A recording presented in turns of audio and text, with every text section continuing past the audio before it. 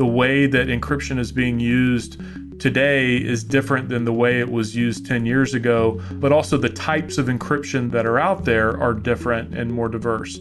Hello, everyone, and welcome to another episode of Caveat. This is the CyberWire's Law and Policy Podcast. I'm Dave Bittner, and joining me is my co-host Ben Yellen from the University of Maryland Center for Health and Homeland Security. Hello, Ben. Hi, Dave. On this week's show, Ben follows developments on the Clearview facial recognition story that the New York Times recently broke. I've got a story about the government compelling some tech giants to help find a WhatsApp drug dealer.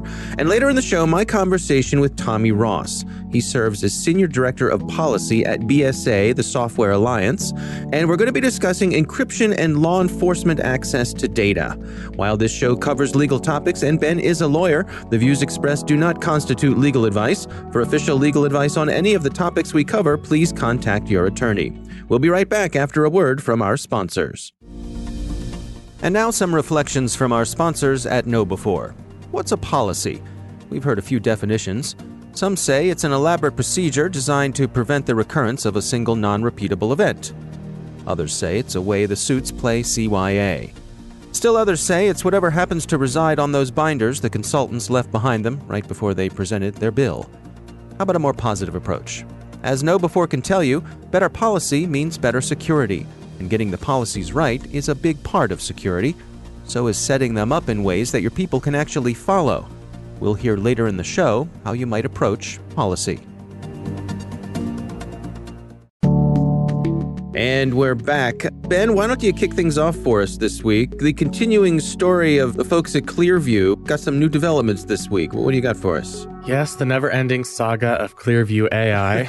We're on episode 3 of discussing this story, and I think that's a worthwhile thing to do because it's a pretty big development in digital privacy.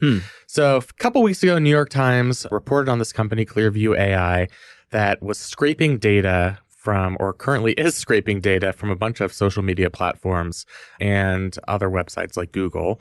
It allows the matching of, potentially photographs that law enforcement or anybody else takes on the street to publicly available images that have been scraped from those sites. And this set off a controversy. We had federal lawmakers writing letters to Clearview AI and proposing that, new federal privacy statutes get passed in the wake of this expose. And I know we talked about it last week. Yeah. The first lawsuit against this company was filed in a federal court in the state of Illinois. The newest development is that a couple of these companies, particularly Google and YouTube, but also Twitter, have sent cease and desist letters to Clearview AI and its CEO. And the cease and desist letters claim that Clearview AI's practice of scraping violates these websites or these applications' terms of service. And it was very interesting to hear the CEO's response to that, which we actually have in an audio clip from an interview he did on CBS News. Twitter has sent you a cease and desist letter, and they've gone as far as to say they want you to delete the data you've collected and to pull it back from any third parties who have received it. I've seen Twitter results in what we just searched. So are you aiming to comply with Twitter, or what is your response to what they're saying? We've received a letter, and our legal counsel has reached out to them and are handling it accordingly. But there is also a First Amendment right to public information. So the way we have built our system is to only take publicly available information and index it that way.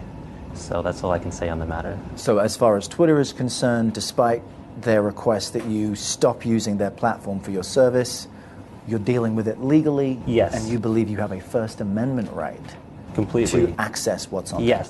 All right, Ben, First Amendment right here. Unpack that, please. So this is sort of like when somebody gets in trouble at school and, for mouthing off at the teacher.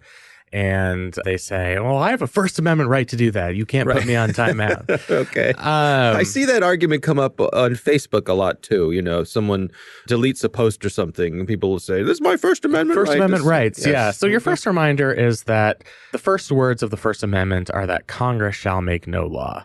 That means that this is a right against the government curbing your free speech.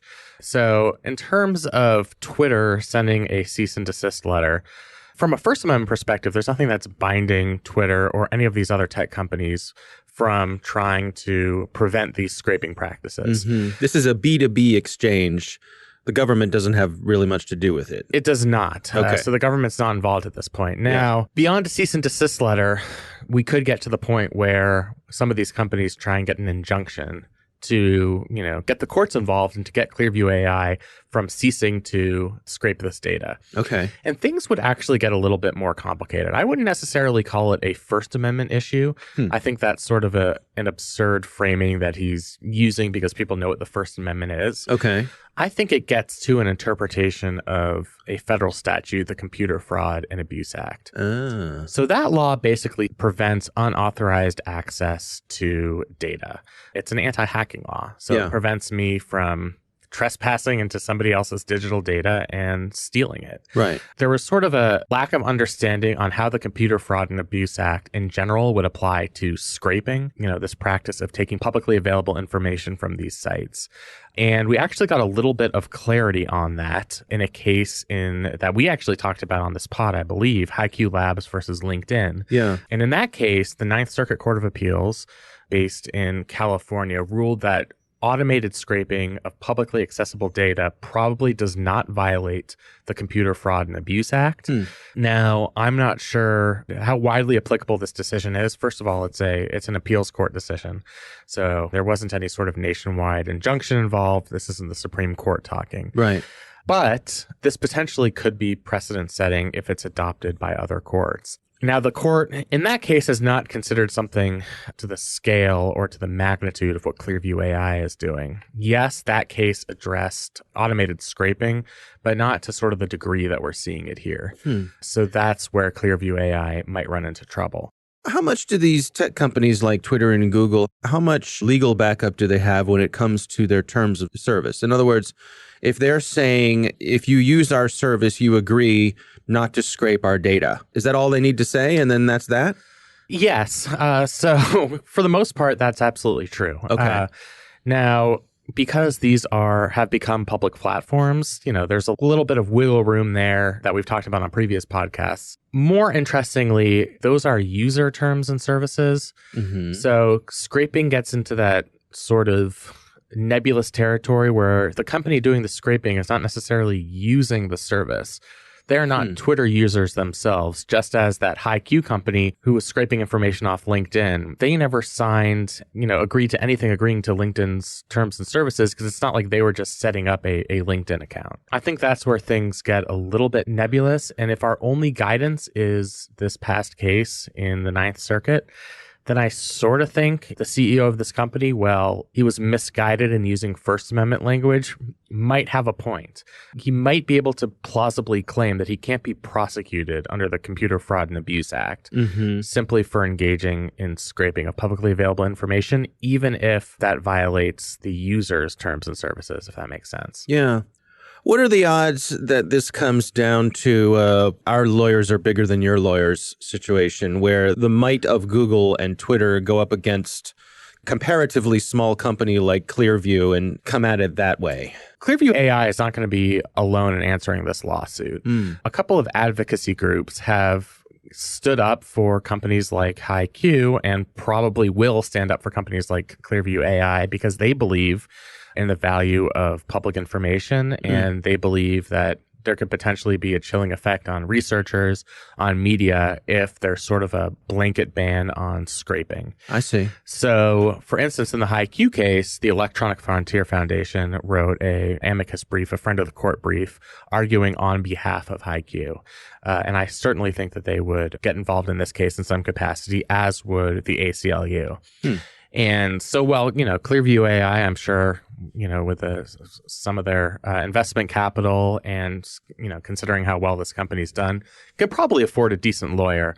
Even though they're going up against these tech giants, they're going to have a pretty robust team on their side. And there are a lot of good data privacy lawyers out there. So I think it's not going to be one of those cases where Twitter can just bully them out of court. I see. Well, and then I suppose also there's the factor that this could potentially spark some regulation on this sort of thing because of all of the attention that it's getting and that court of public opinion. Absolutely. So we've already had 2 United States senators write letters, as I mentioned, complaining about Clearview AI. One thing that they could do immediately, if Congress was inclined to act, is amend the Computer Fraud and Abuse Act to outlaw this type of scraping. A federal statute would go a long way. We've had the Ninth Circuit claim that in their interpretation of the current Computer Fraud and Abuse Act, this type of scraping of public information is legal. Congress can say, no, it's not. And then that case would come out very differently. Now, if it got to constitutional claims, of course, there are limits on what Congress can do. But because I'm doubtful of the First Amendment argument, I think Congress could actually quite reasonably step in here and add some clarity to the Computer Fraud and Abuse Act. Well, it's an interesting continuing story, and we will continue to follow it. I think it's fascinating, so stay tuned. We'll see how this one plays out. Yeah, we might have to do our Clearview AI Part 4 update on the next podcast. Right. All right, well, my story this week comes from Forbes, written by Thomas Brewster, and it's titled, Feds Order Massive Number of Tech Giants to Help Hunt Down One WhatsApp Meth Dealer. This is very interesting. It has to do with the government, I believe specifically the DEA, making requests from Google and WhatsApp and a number of these large tech companies, and they call them pen traps, which is where they're looking for broad metadata on the communication. So let me back up a little bit. So there's this person that the DEA is trying to track down who they allege is a meth dealer, and they're trying to use this person's use of social media, asking for all kinds of information to try to get more information on this person of interest, right? But a lot of the information they're asking for would be outside of the normal types of things that these tech companies would be able to provide. What's your take on this, Ben? So it's a very interesting case. So there's this very high-profile Mexican meth dealer. The government has been very interested in this person. And as you said, the government went to WhatsApp and using a subpoena demanded that WhatsApp hand over all of these subscriber details. And while this is all metadata, sometimes this metadata can be revealing, and sometimes it can be almost as useful as content. If you're finding out which phone numbers this person is calling, that can obviously implicate other people in the commission of a crime. So just for clarity's sake, the metadata is, in other words, not the contents of the call, not the contents of the message, but all of that surrounding content. Exactly. The time, the duration. Right. It's data about data. Yeah. And, the way we usually try and think about it in a non-digital sense is it's the routing information that would be on the front of the envelope rather than the letter that is in the envelope. Ah, okay, sure. The DEA is being very aggressive. So not only did they issue that demand from WhatsApp, they also sent a letter to WhatsApp asking what WhatsApp would not provide. And, WhatsApp, which prides themselves on protecting encrypted information, gave the DEA and the federal government a list of digital items that they would simply not provide because that's information that they do not collect.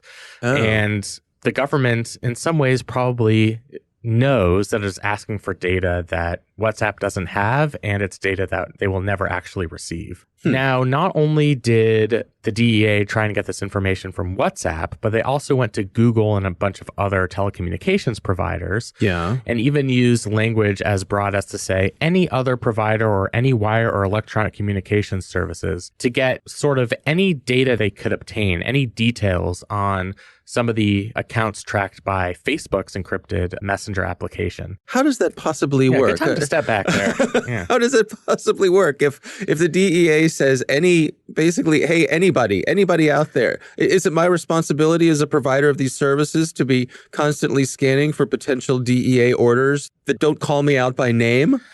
Well, presumably you'd only begin to search as one of these companies if you received a lawful subpoena. I see. But yeah, I thought that language was hilarious in how overbroad it is. At least one of the reasons that's been speculated that this potential search was so overbroad is the DEA doesn't want to have to go back. Once they try and piece together some of this meth dealer's contacts, his whereabouts, they don't want to go back and separately ask for new data in a bunch of new legal filings. I think that would be burdensome to them. They want to have sort of the legal authority to collect all the information they can, including information that they don't yet know that they want or need. The standard for probable cause is based on a 30-year-old Supreme Court case, Illinois v. Gates. And in order to get a probable cause determination, you have to have something that's substantiated based on the totality of the circumstances.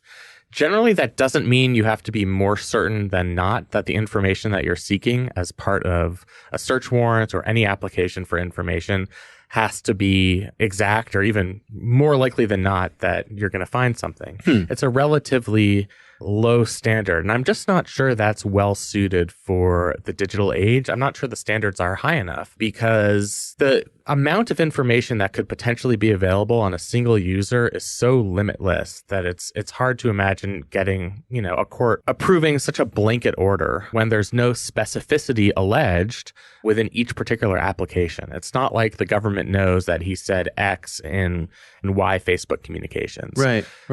So it's sort of one of those throwing stuff at the wall to see what sticks, and covering all their bases before they know exactly what information they need to obtain. And I think that could potentially be dangerous. I mean, if you applied this in other cases, you could see these types of blanket orders where there's sort of an open tab on information that can be collected about a user, and it doesn't require the government to do real law enforcement work, which is actually alleging that there's an important piece of information contained in a discrete communication. Right. A couple interesting notes in this article. They point out that it's not the first time that the government has asked a bunch of tech providers to supply people's information in one fell swoop. There was another of these pen traps that Forbes covered that a San Francisco court signed off on last year.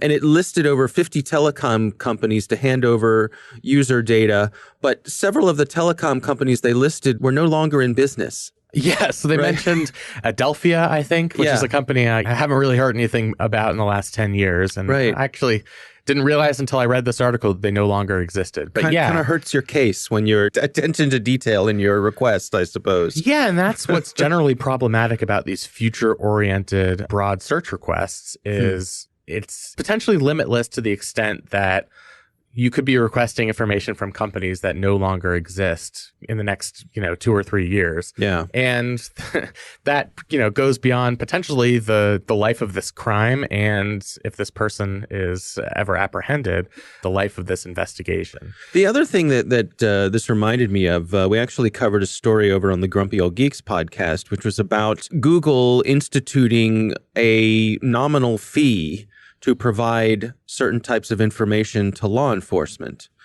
And what we were reading between the lines was that basically this was Google trying to put some rate limiting on this sort of thing to say, okay, law enforcement, this is a burden for us to be able to provide this information. It costs us money to do it.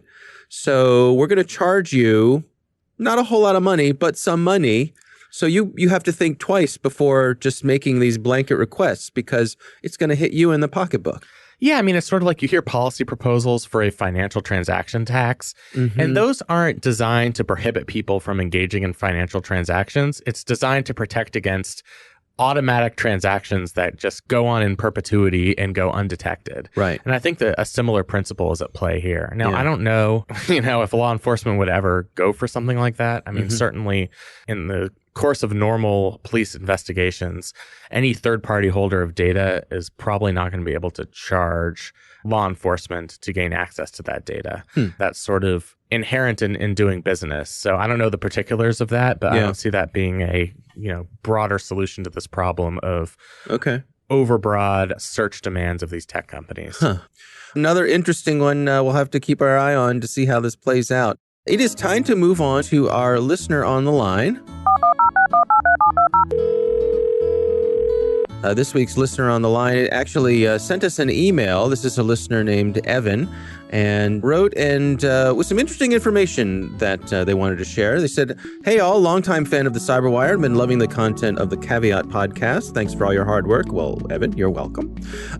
We love you too, Evan. Evan says, "One of the comments by the co-author of the New York Times article made me reflect on something I've been battling in the tech industry for years, and that's proper documentation.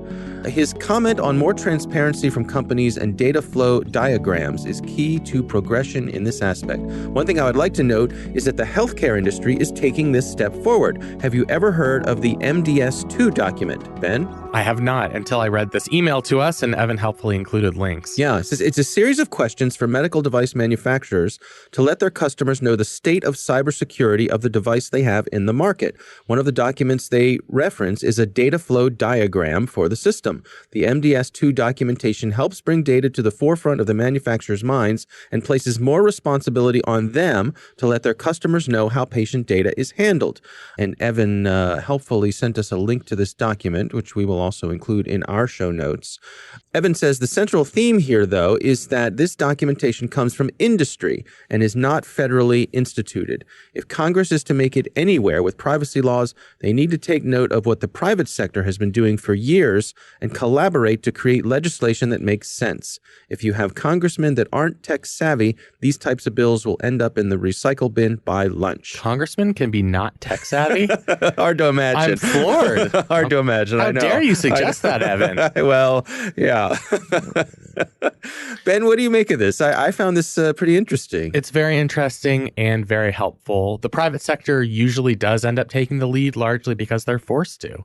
Healthcare organizations, hospitals, doctors' offices, they need their information protected, and they need to keep patient information private. You know, that's their obligation under HIPAA laws. Mm-hmm. And in the absence of any sort of federal regulation, in order to make sure that their information is protected, they're going to be relying on innovation in the private sector. Right. And the private sector is sort of always going to be leading the way here, largely because of Congress's inertia. Mm-hmm. And it's not necessarily Congress's fault. I mean, it's difficult to pass legislation.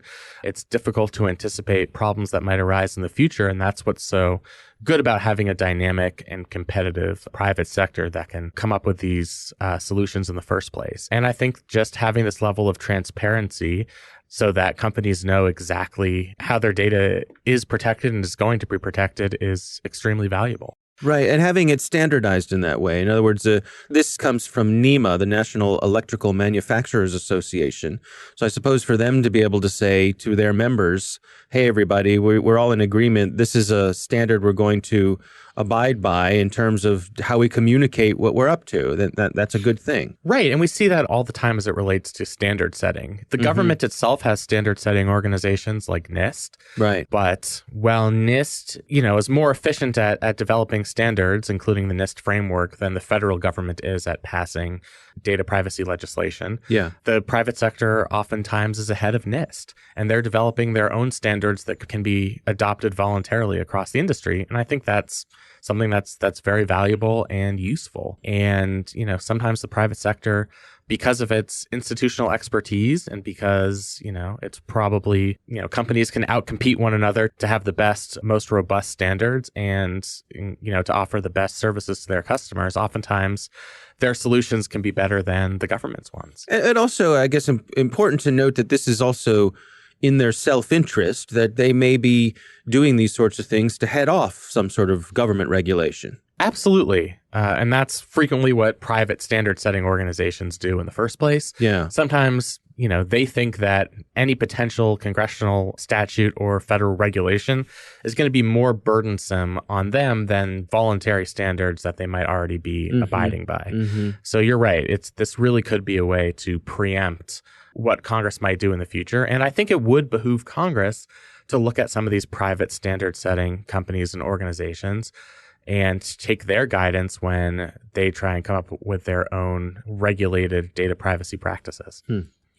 All right. Well, again, thank you, Evan, for sending that in. We do appreciate it. Interesting stuff indeed.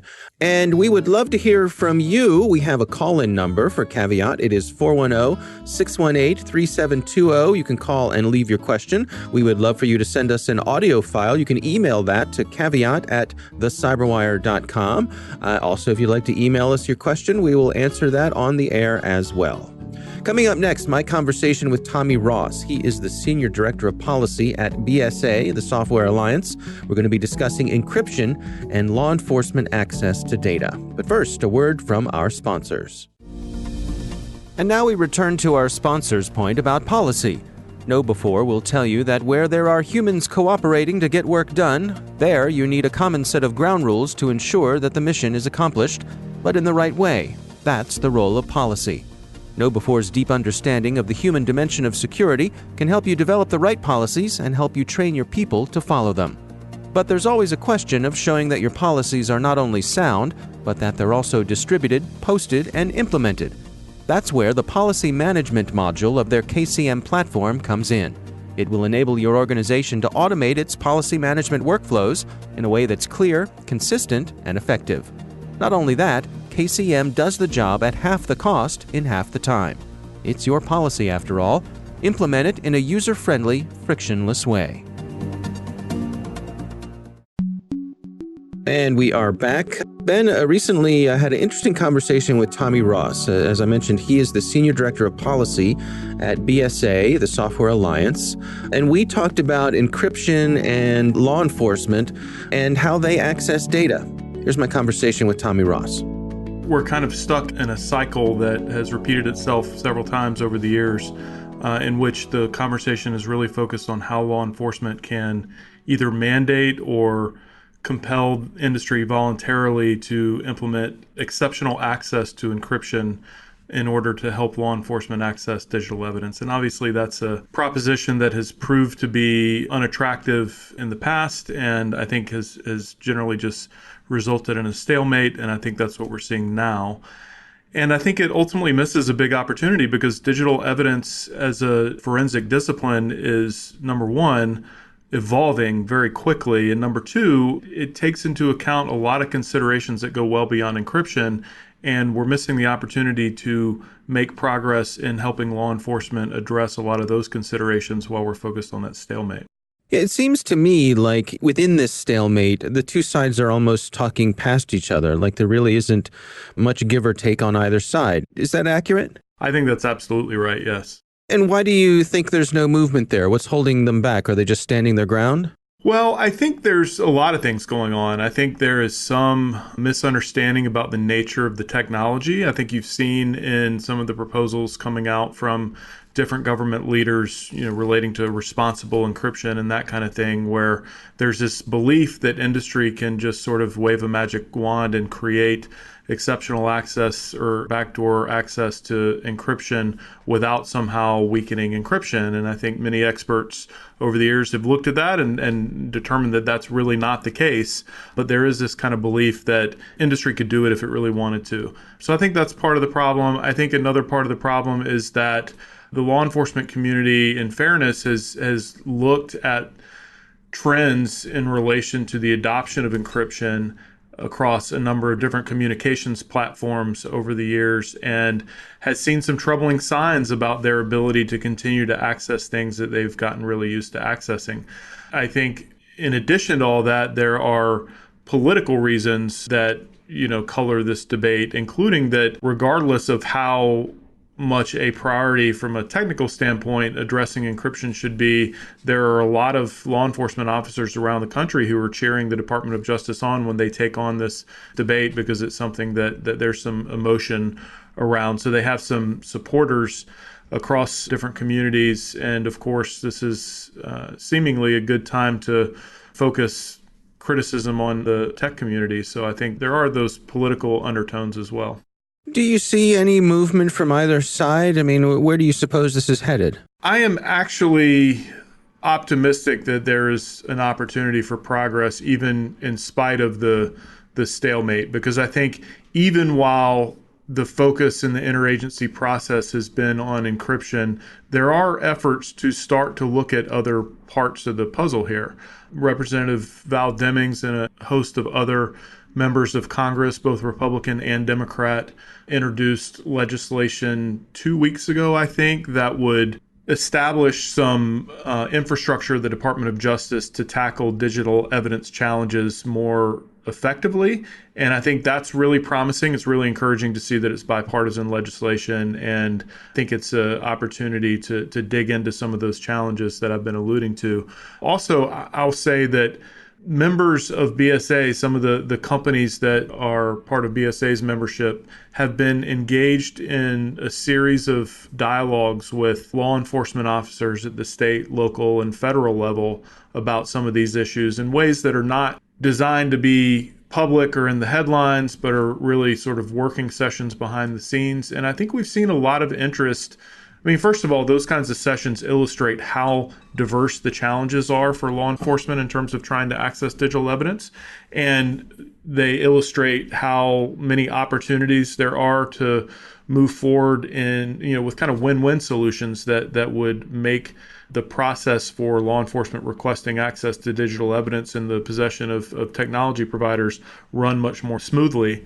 The dialogues also show that there is not only an appetite, but also an ability for both of these communities to get together behind closed doors and roll up their sleeves and really, sit down and make progress on hashing out practical issues. I think certainly the high-profile cases are the ones that gather our attention and the ones that we hear about. Are there issues in the day-to-day operations, the folks who are doing day-to-day law enforcement tasks? Or can you give us some examples of some of the things where they're finding themselves frustrated by things like encryption? Yeah, I'd be glad to. Encryption is sort of one challenge, but I think there are all these other challenges out there that, based on, albeit some limited survey data, but based on some survey data from law enforcement officials around the country, there seem to be bigger problems than encryption itself. And one of the big problems is that many law enforcement officials don't know where to go to get certain types of data or even what kinds of data to access. And part of that challenge is not just a lack of training, but it really reflects the rapid evolution of the technological landscape. You think about all the different platforms that are out there collecting data with the advent of the Internet of Things. I mean, we're not just talking about cell phone records anymore. We're talking about home assistants. We're talking about GPS devices. We're talking about, we've even seen court cases where law enforcement have been seeking data from smart energy meters. There are this wide array of data collecting devices out there. The types of data they collect are often obscure, or at least obscure to the law enforcement community. And even if you know that there is data that you might want, it can be very difficult to understand how to frame the request to get just the data that you want, instead of a lot of data that might be irrelevant and might actually slow down your investigation. So, for example, if you have a suspect for a crime and you want to understand their communications history with a certain group of people and you want to get their text messages and that kind of thing, if you go and you ask for their entire cloud backup of their phone, that's going to give you a lot of data that you have to sift through that is completely irrelevant to the specific communications you're looking for. And so law enforcement is really wrestling with not only how to train the law enforcement personnel across the country to understand what the data is and how to access it, but also trying to put in place mechanisms to sort of streamline that process and improve communications with providers so that they can work out the requests in real time in ways that are consistent with legal protections and safeguards, but also that ultimately speed up investigations. Is part of this also having the tools and the knowledge to make your case in front of a judge? If you're trying to get a warrant to get some information, to put it in terms that a judge can understand. Yes, absolutely. And I think there is a need for the kind of training that I'm talking about in education, but also sort of technical support, access to technical support, not just among criminal investigators, but also prosecutors and judges and really everyone that's working throughout the criminal justice system. But certainly the development of warrants by criminal investigators, putting in front of judges warrants that outline the specific data being sought, why it's relevant, the probable cause, and all of that in clear and specific terms that judges can understand is a big challenge. And I think that is one of the challenges that we see most prominently causing frustration around some of these investigations. I should also say, it's not just a matter of, I don't want to oversimplify it. It's not just understanding what the data is and being able to access it better. There are a lot of legal and procedural issues. The Carpenter decision from the Supreme Court last year that suggested that stored information around geolocation was content information for the purposes of the Stored Communications Act and would require a warrant. That's going to have ramifications for a lot of different types of information. And that's something where courts and the Congress will have to work through some additional challenges.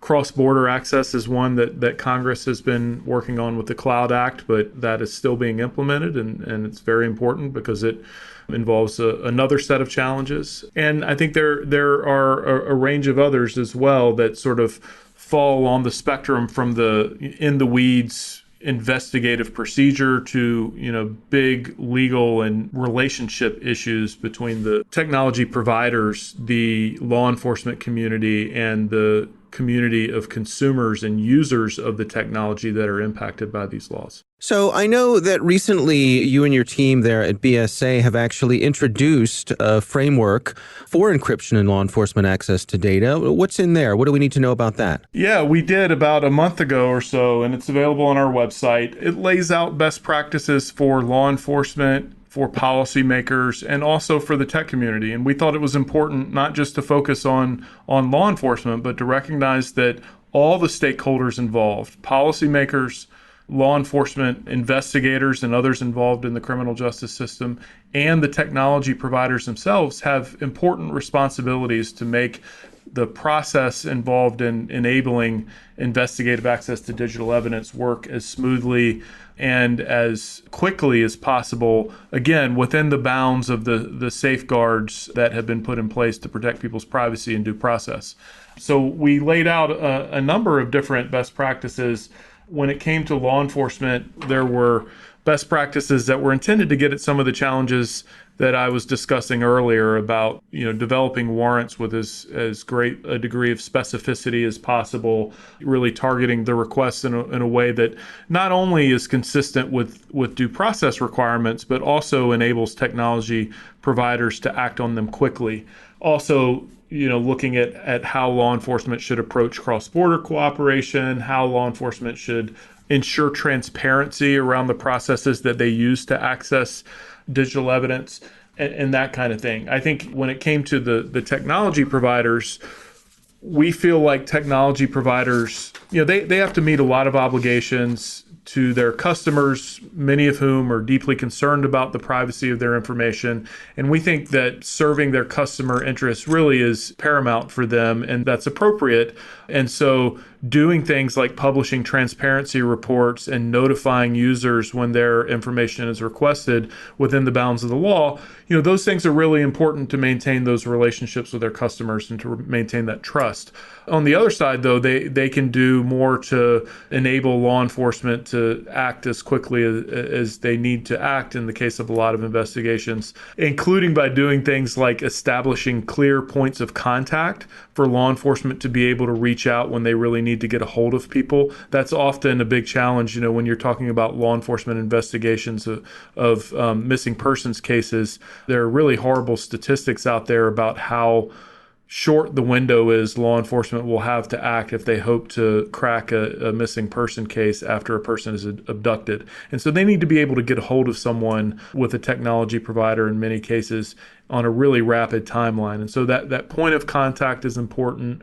Posting clear information about their policies with regard to what data is available and how to access it, how to request it, and doing things like participating in trainings of law enforcement. That's something that a number of our members have been involved with at various points. It can make a huge difference when law enforcement gets training directly from technology providers about what evidence is available, what information might be available, and how to request it, and how to do so in line with the policies that the company has put in place to protect the integrity of their relationship with their customers. We have heard anecdotal evidence of that kind of training directly impacting the ability of law enforcement to crack open really significant cases that they've worked on after receiving that training. And I do think it's important to talk a little bit about encryption. And what I would say is that we've talked about there being a stalemate, and that's kind of accurate because in many ways the broad contours of the policy discussion don't change. But I think it's also important to recognize that encryption, like the rest of the technology landscape, is really dynamic and it evolves very quickly. And so the way that encryption is being used today is different than the way it was used 10 years ago, but also the types of encryption that are out there are different and more diverse. So, we're seeing end-to-end encryption used for a lot of communications. There's been work on lightweight encryption for IoT devices, which is different than the types of encryption that you use on more sophisticated devices or on internet communications. There's the encryption for things like smartphones, but we're now looking at things like quantum-proof encryption to get ahead of the challenges that quantum computing will present to keeping information secure. We're looking at a really important role for encryption in 5G networks as they get put in place around the world because of the way that data is processed within the 5G environment, but also because of the massive volumes of data that we expect to be processed in 5G environments. Ubiquitous encryption is going to be a cornerstone of security in that environment. And so I think what I would just say to end is that it's really important that we not just sort of file away this conversation and call it a stalemate and move on, but that we are constantly looking at the shifting technological landscape and understanding all sides of the equation, recognizing that law enforcement has legitimate needs to access digital evidence for criminal investigations, but also understanding that encryption plays a lot of different roles across the security landscape and that those roles are changing. And we need to pay attention to all of these things and try to work towards solutions, whether they involve changing how we do encryption or, changing how we do other aspects of criminal investigation relating to digital evidence. We need to constantly be on the lookout for new solutions. All right. Interesting conversation, huh, Ben? Absolutely. Yeah, one of the more interesting interviews I think we've done. Not to say all the interviews haven't been interesting, but one thing that struck out at me is the encryption wars are pretty ideological and they play out in the political arena. Mm-hmm. So you have the Justice Department and politicians who want to give law enforcement these backdoors. You have the tech companies and privacy advocates on the other side. I think what this interview illuminated for me is a lot of law enforcement concerns at the grassroots level are very practical. They just want access to information that's going to help them solve crimes, help them in criminal investigations. Right. They don't really have a huge ideological commitment to getting the government to have this type of access to encrypted communications. And, I think they largely have a healthy respect for both their legal obligations and the privacy rights of consumers. It's just about their practical needs to get data. And sometimes they don't realize because they're immersed in other law enforcement work exactly what it will take to obtain that data. So I think that's what's sort of eye-opening to me. We generally only hear about this problem from the perspective of broader federal policy or high-profile online smackdowns between the president and the CEO of Apple. And, Right. I think your interview here just sort of made it more real and talked about some of the practical concerns facing law enforcement agencies across the country. Yeah. Especially those that don't have the type of resources where they can have expertise on the force, who know how to deal with digital data. Yeah. So I thought that was definitely something that was eye-opening and valuable to hear. Yeah. Well, our thanks to Tommy Ross for joining us. And that is our show. We, of course, want to thank all of you for listening. And we want to thank this week's sponsor, KnowBe4. If you go to kb4.com/KCM, you can check out their innovative GRC platform. That's kb4.com/KCM. Request a demo and see how you can get audits done at half the cost in-house. half the time. Our thanks to the University of Maryland Center for Health and Homeland Security for their participation. You can learn more at mdchhs.com. The Caveat podcast is proudly produced in Maryland at the startup studios of Data Tribe, where they're co-building the next generation of cybersecurity teams and technologies. Our coordinating producers are Kelsey Bond and Jennifer Iben. Our executive editor is Peter Kilpie. I'm Dave Bittner. And I'm Ben Yellen. Thanks for listening.